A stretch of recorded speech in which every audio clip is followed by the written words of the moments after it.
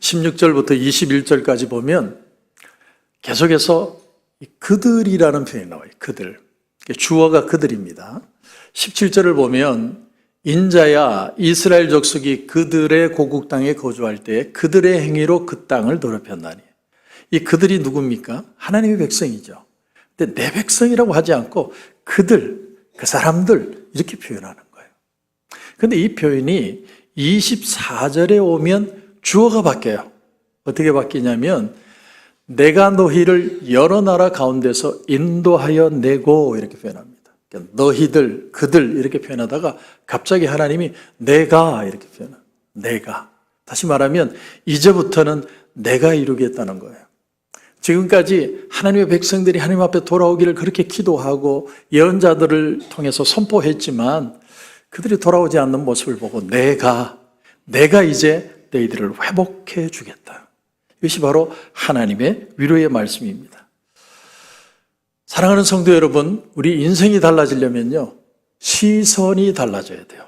내가 보는 것이 달라지지 않으면 인생은 달라지지 않습니다. 영화 올드보이라는 영화가 있었어요. 올드보이. 10년도 더 된 영화인데 그 영화에 보면 이런 대사가 나옵니다. 당신의 진짜 실수는 대답을 못 찾은 게 아니야. 자꾸 틀린 질문만 하니까 맞은 대답이 나올 리가 없잖아. 이렇게 표현을 해요. 여러분, 우리 삶의 진짜 실수는 뭐냐면 자꾸 틀린 질문을 하고 있지 않나는 거예요. 우리가 질문만 바뀌어도요, 인생은 굉장히 클리어집니다. 명확해지는 거죠. 지난주에 제가 책을 한 권 봤습니다. 책 제목이 왜 일하는가라는 제목입니다. 그 일본의 이나모리 가즈오 회장입니다. 교세라라는 회사를 차리고 회장이었고 지금은 이제 세상을 떠났는데 파나소닉의 마스시타 고노스케 또 혼다의 혼다 소이치로와 함께 3대 일본의 경영인이에요. 이 사람 별명이 뭐냐면 경영의 신입니다. 이 사람이 책을 적었어요. 그분의 책을 이렇게 보니까 젊었을 때 참 고생을 많이 했습니다. 중학교 시험 쳐서 들어갈 때 시험 쳐서 낙방하고요.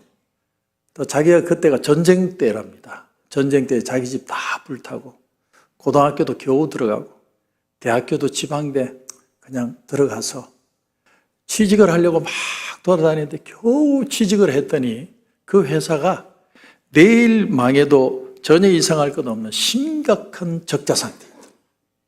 그래서 자기 동료들은 전부 눈치 보고 다 빠져나가고 자기 혼자만 남은 거예요. 그래서 그 회사를 자기가 일궜어요. 그런데 그런 놀라운 변화가 일어날 수 있었던 결정적인 비결이 뭐냐? 이분의 얘기가 이거예요. 생각 하나 바뀌었다는 생각. 다른 건 바뀐 거 아무것도 없어요. 여전히 힘들고 여전히 어려운데 생각 하나 바뀌니까 자기 인생이 달라지더래요. 이런 생각을 했습니다. 지금 내가 하는 일에 전념하자. 내가 살기 위한 길은 이거 하나밖에 없다. 그 생각을 딱 먹으니까 그동안 그렇게 고통스럽고 좌절스럽던 자신의 인생의 수레바퀴가 거꾸로 역회전해서 다시 좋은 방향으로 회전하기 시작하더래요. 지금 내가 하는 일에 그냥 내가 혼을 담자. 영을 담아서 내가 하자. 무아지경에 빠질 정도로 그냥 막 집중해서 그냥 일에 들어가요. 그때부터 자신의 삶의 퀄리티가 달라지더래요. 자기 자신에게 깊이 질문을 했답니다. 오늘 책 제목처럼 왜 나는 일하는가? 내가 일하는 이유가 뭘까? 답을 이렇게 내렸대요. 깊이 고민한 끝에 인간은 자기 내면의 성장을 위해 일한다.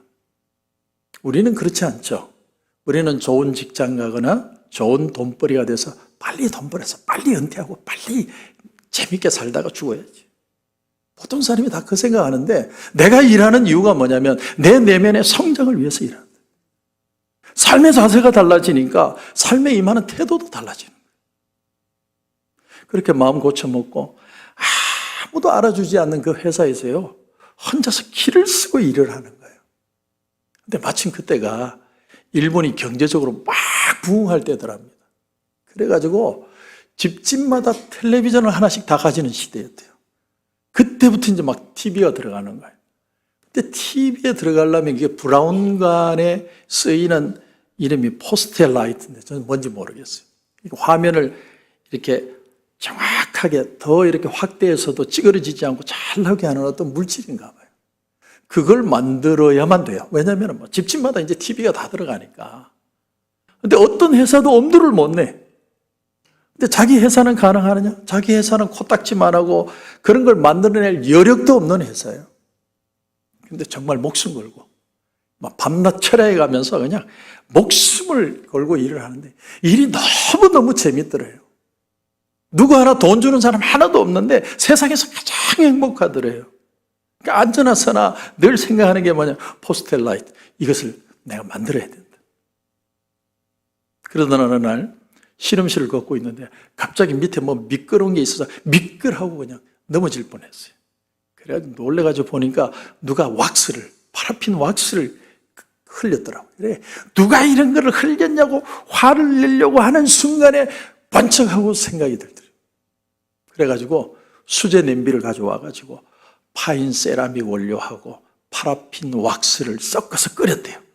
끓였더니 그 원하던 물건이 그때 나오더라고요. 그래서 일본에 이 회사 말고는 이걸 만들어내는 데가 없어요. 미국하고 딱 두 군데.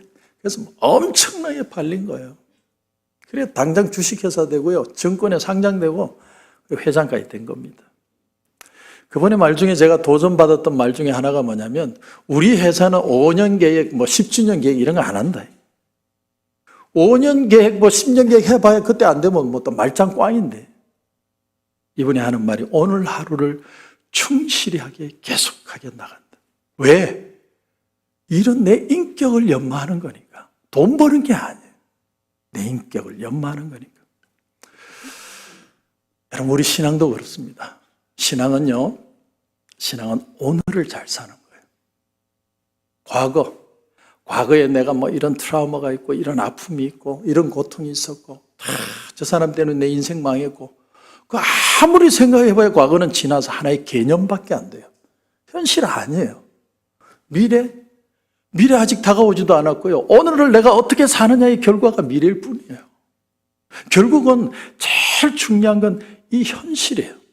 내가 오늘 하루를 어떤 마음을 가지고 어떻게 사느냐가 가장 중요하다는 거죠. 내일부터 내가 잘하면 되지 뭐. 그렇게 해봐야 그거는 허상에 불과하다는 거예요. 그렇기 때문에 하나님이 은혜를 주시는 게 뭐냐? 여러분, 오늘 하루가 내게 기쁨이 되고 오늘 하루가 내게 소망이 되고 오늘 하루가 가치 있는 삶을 만들어주는 게 은혜예요. 우리가 오늘 하루를 사는 게 희망이 있어야 된다는 거죠. 그래서 신명기 4장 23절에 보면 이런 말씀이 나옵니다. 너희는 스스로 삼가 너희의 하나님 여호와께서 너희와 세우신 언약을 잊지 마라. 다시 말하면 말씀을 기억하라는 거예요. 하나님의 말씀을 기억하는 게 왜 중요합니까? 하나님의 말씀으로 세상 만드신 거 아니에요? 하나님의 말씀으로 만들었으니까 그 말씀 붙들면 말씀의 주인이신 하나님이 내 삶을 주장하고 역사에 가신다는 거예요. 오늘 현실이 하나님 앞에 가장 가치 있는 하루가 되도록 하나님이 만들어주신다는 거예요. 여러분이 정말 복된 인생, 가치 있는 인생 살기를 원하십니까? 제가 지금 광고하는 게 아니고요. 새벽 기도도 나오시고 금요 기도에도 나오셔야 돼요. 기도해야죠. 하나님 살아계신데 왜 자꾸 우리가 유튜브 본다고 답 나오나요? 유튜브에 돈 내고 보면 더 큰 답이 나옵니까? 천만에요. 답은 하나님이 주시는 거예요. 제가 그 왜 일하는가라는 책을 보다가 뒤편에 보고 제가 깜짝 놀랐어요. 이 교세라는 회사가 많이 성장했는데 이 회사는 항상 뭔가를 만들어내야 돼. 만드는 게 얼마나 힘들어요. 없는 거 만들어내는 건데. 근데 자기 직원 하나가요, 막 철야를 하면서 밤낮으로 일을 하는데 아무리 고민해도 그게 일이 해결이 안 돼. 물질을 만들어내질 못하겠어요. 그래서 이 직원이요, 서서 그냥 울고 있더랍니다.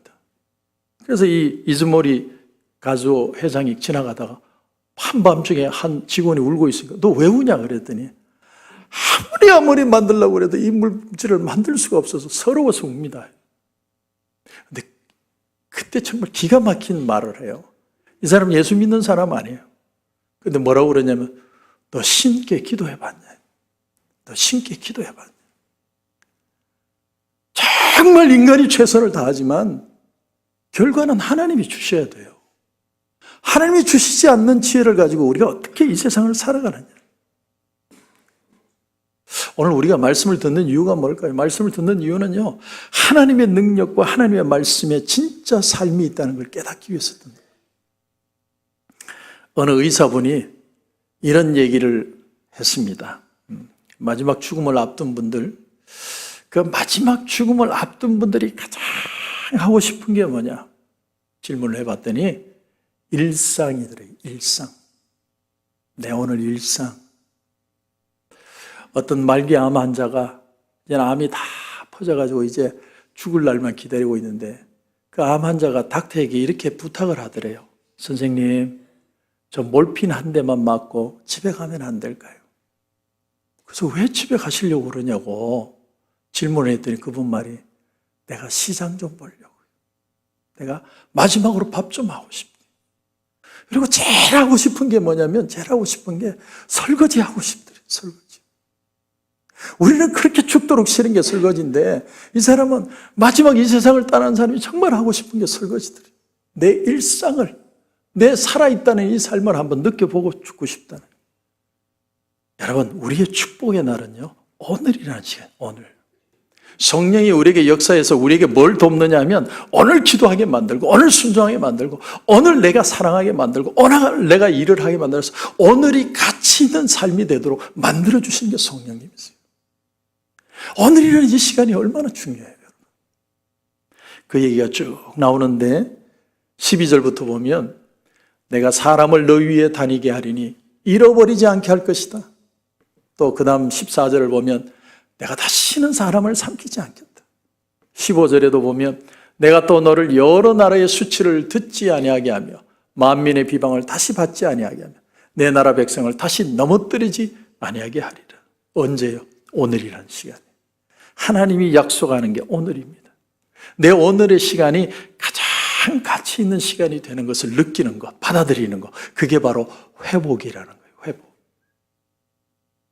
근데 오늘 본문을 보면 왜 하나님이 회복하실까?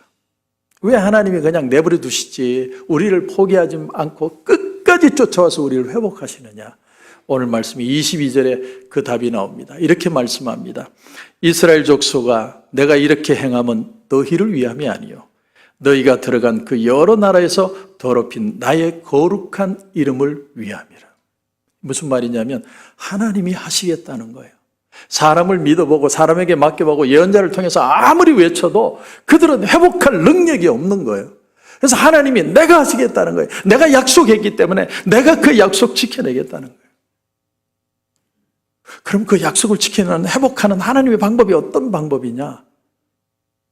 근원적으로 회복하는 거예요. 완전히 회복하는 거예요. 하나님은 근원적으로 완벽하게 어떻게 회복하시느냐?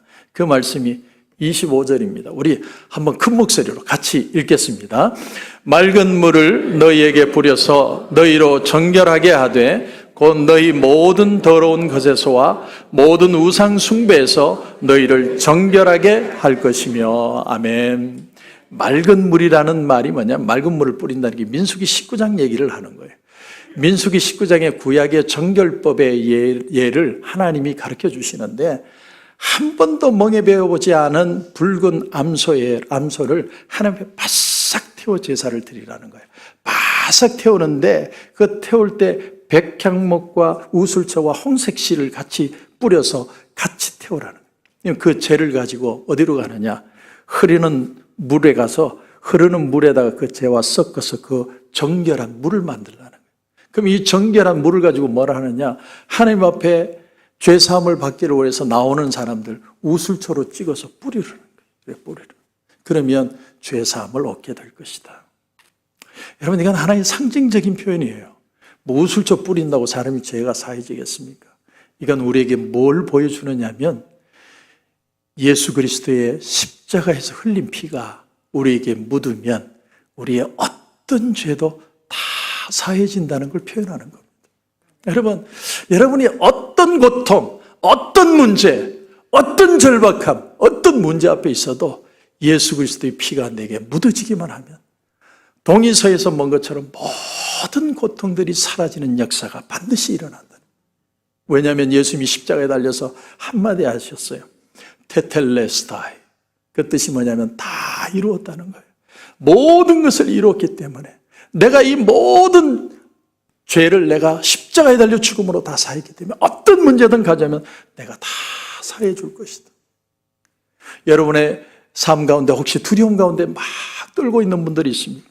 혹은 내 마음에 낙심하고 절망하고 외롭고 고통스럽고 어쩔 줄 몰라하는 그런 어떤 절박한 문제들을 가진 분이 있습니까? 믿음의 주여 온전케 하시는 이인 예수를 바라보죠. 예수님 바라보면요, 예수님이 여러분의 삶을 치유해 주시는 줄 분명히 믿으시기 바랍니다. 이게 그리스도의 보혈이에요. 맑은 물로 정결케 하시는 역사. 두 번째는요, 26절입니다. 우리 같이 읽겠습니다. 또 새 영을 너희 속에 두고 새 마음을 너희에게 주되 너희 육신에서 굳은 마음을 제거하고 부드러운 마음을 줄 것이며. 그리고 화면에는 안 나와 있지만 성경책을 보면요, 싼 성경책에는 안 나와요. 근데 비싼 성경책은 굳은 마음 앞에 갈로 1번이 되어 있어요. 그리고 1번을 내려가서 밑에 풋노트를 보면 어떻게 되냐면 돌 이렇게 되죠. 돌. 굳은 마음이라는 건 돌 같은 마음이에요. 부드러운 마음 할 때 부드러운에도 갈로 2번이 되어 있어요. 밑에 풋노트로 내려가면 고기 이렇게 되죠. 고기. 야, 사람 살을 고기로 표현을 했어요. 좀 심각하죠? 그런데 이거는 살이라는 뜻이에요. 무슨 뜻이냐면 하나님이 돌같이 딱딱한 내 마음을요, 카스테라처럼 만들어주시고 우리의 살, 아기의 살처럼 우리의 모든 삶을 부드럽게 만들어주신다 이런 뜻이에요. 여러분, 하나님께서 돌 같은 마음, 딱딱한 마음, 굳어진 마음 어떻게 만지시느냐? 여러분, 모든 문제는요, 사실은요, 상황의 문제가 아니라 마음의 문제예요. 내 마음이 돌 같으면 하나도 해결 안 돼요. 내 마음이 해결될 수 있는 유일한 방법은, 내 문제 해결 방법은 내 마음이 부드러워져야 돼요. 근데 하나님이 부드럽게 하는 방법이 뭐냐? 하나님의 특별한 비밀 방법이 있어요. 그게 뭐냐면 하나님의 돌 같은 주먹을 가지고 우리의 마음을 때려서 부수는 거예요. 성령이 하시는 일이 그거예요. 막 때려서 부수는 거예요. 우리 어릴 때 동요 가운데 이런 노래가 있습니다. 바윗돌 깨뜨려 돌덩이, 돌덩이 깨뜨려 자갈돌, 자갈돌 깨뜨려 모래알. 그 다음 잘 모르겠어요. 하여튼 근데 계속 부수는 거예요. 부숴줘야 부드러워지는 거예요. 부드러워지는 거예요. 제가 지난해 겨울 크리스마스 때 어떤 성도님한테 좋은 선물을 하나 받았어요. 근데 그 선물을 받아놓고 까먹고 있었어요. 아, 이게 있었구나. 그게 뭐냐면 스포츠 마사지 할 때 이렇게 막 그냥 근육 뭉친 데 풀리게 해주는 그걸 하나 선물해 주셨어요. 그게 설교 준비하다 갑자기 생각이 난 거예요. 그래서 저희 집사람한테 그거 어쨌냐 이랬더니 저 깊은 곳에 감춰뒀대. 아니, 이거는 쓰는 거지 감춰놓는 게 아니라고 내놓으라고 그래가지고 그걸 가지고요, 저희 집사람이 매일 뭐 성경 말씀 타입한다고 맨날 앉아있거든요. 그 등짝에 가가지고 막 드르르 했어요. 그러니까 막 죽는다고 하면서. 근데 나중에 시원하대. 너무 시원하대요. 갑자기 저희 딸이 생각이 났어요. 저희 딸은 온라인으로 근무를 하거든요. 아침부터 막 저녁까지. 그냥 문 두드리고 들어가지고 또 막 죽는다고 난리지. 근데 시원하대, 시원하대. 여러분, 정형외과 의사가 아이디어를 낸 거거든요. 이 돌 깨는 사람들이 막 기계로 돌 깨면 그게 부드러워지는 것처럼 우리 근육이 뭉쳐서 딱딱해져 있는 거예요. 근데 그걸 이렇게 파쇄하는 거예요. 막 부딪혀서 깨버려서 근육을 푸는 거예요. 인생이 굳어진다는 건요, 약해진다는 거예요. 그래서 부드러워져야 돼요. 마음이 새로워지려면요, 부드러워져야 돼요. 부드러워지는 방법이 뭐냐면 하나님이 막 돌 같은 주먹으로 계속 때려서 부셔버려요. 아주 가루처럼 부드럽게. 여러분, 이스라엘 백성들이 아무리 뭐 상황이 좋고 환경이 좋아서 다시 고국으로 돌아와도요, 그들의 마음이 돌 같으면 아무 소용없어요. 내가 아무리 돈 많이 벌고 세상에서 뭐 잘 나가고 대단해 보여도 내 마음이 돌같이 딱딱하면 아무 의미 없어요. 하나님이 내 마음을 만져주셔야 돼요. 돌 같은 마음을 가루를 만드시고 타격해서 부드러운 마음을 내게 주셔야 된다는 거예요. 우리가 결코 이전과 같은 삶을 살지 않는 이유가요, 상황이 바뀌고 환경이 바뀌어서 그런 게 아니에요. 하나님께서 내 마음을 바꾸시기 때문에요. 때로는 고난이 오는 거, 어려움이 오는 거, 하나님 너무 미치겠어요. 왜 이렇게 힘들어요? 그런데 하나님이 그 고난을 통해서 우리의 마음을 깨세요. 정말 부드럽게 만드세요. 부드럽게만 만들면 해결되니까. 목사님 죽겠어요. 장사가 안 돼요. 저거 장사한다는 얘기 18년 전에 교회 개척할 때부터 지금까지 듣고 있어요. 어떻게 그 회사는 18년 동안 장사가 안 되는지 모르겠어요. 근데 또 잘 살아요, 보면. 여러분, 오늘 이 일을 기대하십니까? 기대하셔야 돼요. 하나님이 내 마음에 새 마음과 새 영의 기름을 부어줘서 내 마음을 새롭게 하여 주옵소서. 그러면 예수의 피로 정결케 하고 성령의 파쇄하는 능력으로 우리의 마음을 가루로 부드럽게 만들면 어떤 일이 일어나게 되느냐? 27절이에요. 이렇게 되어 있습니다. 우리 같이 읽겠습니다. 또 내 영을 너희 속에 두어 너희로 내 율례를 행하게 하리니 너희가 내 규례를 지켜 행할지라. 아멘. 한마디로 말씀이 들려오는 인생, 그리고 말씀을 지킬 수 있는 인생을 만들어 주신다는 거예요. 왜 말씀이 능력인 줄 아세요? 하나님이 세상을 말씀으로 만드셨어요. 근데 그 말씀이 안 들려오면 축복이 안 돼요. 근데 말씀이 어느 날부터 들려오기 시작해요. 그 축복이 시작이에요. 근데 듣는 것으로 끝나면 안 돼요. 순종해야 돼요. 순종하면 그것이 축복의 역사로 나타나는 거예요. 이것이 성경의 원리예요. 여러분, 강한 교회가 어떤 교회인 줄 압니까? 강한 교회는요, 말씀이 들려오는 교회, 말씀에 순종하는 교회, 그 교회가 강한 교회인 줄 믿습니다. 우리 코로나 감사교회는 그런 교회가 될 수 있기를 주님의 이름으로 축원합니다. 여러분, 다윗의 생을 보면요, 다윗이 10년 동안 도망을 다녀요. 사울이 자기를 막 죽이려고, 장인 어른인데 자기 죽이려고 목숨 걸고 쫓아다녀요. 결국 못 견뎌서 보드를 넘어가지고 블레셋으로 도망을 갑니다. 아기스 왕에게로 갔어요. 근데 그 아기스 왕 앞에 가니까 신하들이 정확하게 다윗이 누군지를 다 알고 있는 거예요. 저놈이 문제다, 저놈을 죽여야 된다, 저게 장수라고 막 난리를 칠 때 적었던 시편이 34편입니다. 이런 말씀이에요. 너희는 여호와의 선하심을 맛보아할지어다. 그에게 피하는 자는 복이 있도다. 이게 언제 나오는 말이냐면 사무엘서에 보면 그 당시에 다윗이 하는 행동이 뭐냐면 미친 척해요. 왜? 안 그러면 죽을 거거든. 너무너무 절박한 상황에서 막 미쳐가지고 그냥 입에 그냥 거품을 물고 그냥 끄적거리고 미친 척하고. 근데 그 순간에 여호와의 선하심을 맛봤다는 거예요. 원어로 보면요, 미친 척하다라는 단어의 어근이 탐이라는 단어예요. 그런데 여기에 여호와의 선하심을 맛본다 할 때의 단어도 어근이 탐이에요. 내가 죽는 자리에서 하나님의 선하심을 맛봤다는 거예요. 내가 정말 절박한 그 끝자락에 가야 하나님의 선하심이 뭔지를 알게 되었다는 거예요. 그 자리에서 다윗이 하나님의 은혜를 경험하고 난 뒤에 어떻게 하느냐면 다시 보드를 넘어 또 죽을지 몰라도 나는 다시 이스라엘로 돌아가리라. 그래서 아둘람 굴로 가게 돼요. 아둘람 굴로에 가서 사는데 어떤 일이 일어납니까? 400여 명의 사람이 자기를 찾아옵니다. 은혜 받고 나니까 사람들이 오는데 할렐루야 했는데 보니까 환난당한 사람, 빚진 사람, 마음 원통한 사람, 세상에 상처받은 사람은 다 왔어요. 그들을 데리고 다윗이 뭘 했을 것 같습니까? 다윗이요, 하나님의 말씀을 가르쳤어요. 하나님의 말씀을 그들에게 들려줍니다.